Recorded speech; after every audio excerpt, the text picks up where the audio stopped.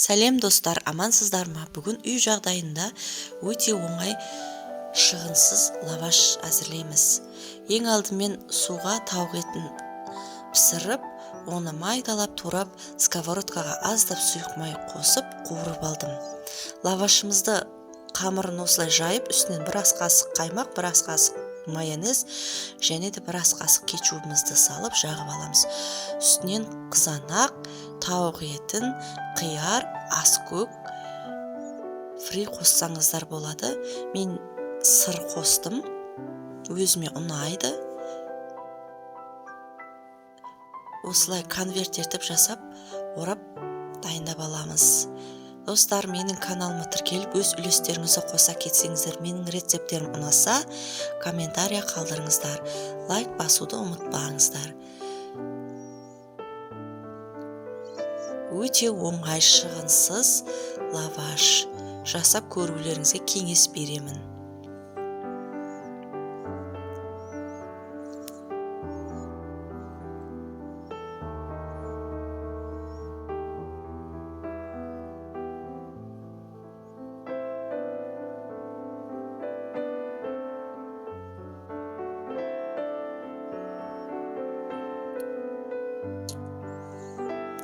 Мінеки үшінші лавашымызды да дайын болайын деп қалды.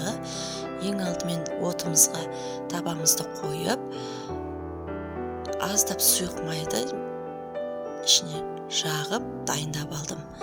Қызып тұрған табамызға лаваштарымыздың екі бетін қызартып аламыз. Өте оңай рецепт.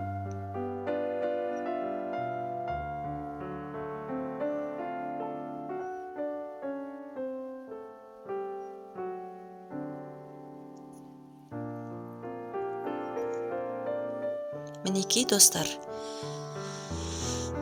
менің лаваштарым осылай жасап аламын үй жағдайында.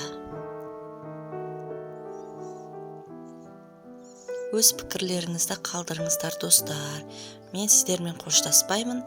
Келесі видеода кездескенше.